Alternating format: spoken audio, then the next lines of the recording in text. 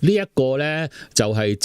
開 file 嗰次啊吓，就係阿伯走去房屋署投訴，呢一個房屋署回覆翻嚟嘅。咁呢一個呢，就係直接，咁我唔知之前嗰啲呢，亦都係咪呢一個屯門區租約事務管理處咁啊括住6，咁啊青田村分署就覆翻嚟嘅。咁因為嗰次如果大家記得嘅話，我哋係同咗阿伯去房屋署投訴嘅，咁應該呢。就分咗去呢一個屯門青田村個辦事處嗰度跟進啦。咁我亦都唔知阿河馬有冇人去拍門啊吓，咁樣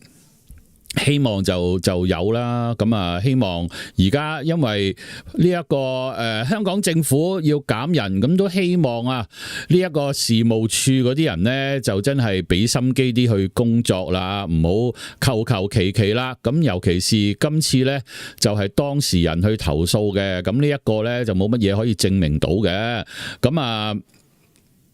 咁只可以證明到呢，就唔係就咁坐咗喺個 counter 啊，扮講電話喺度擺拍嘅，就真係有走去投訴。咁而家呢，就有個回覆翻嚟俾大家，嘢啊做咗啦。咁唔知跟唔跟進，咁就我哋唔會知啦。咁除非阿河馬咁走出嚟貼文啊、留言啊，睇下下次上庭見到我啤得我幾行啊，咁我哋先至會知道呢一個大概估到啊，唔係知道啦，呢一個結果嘅。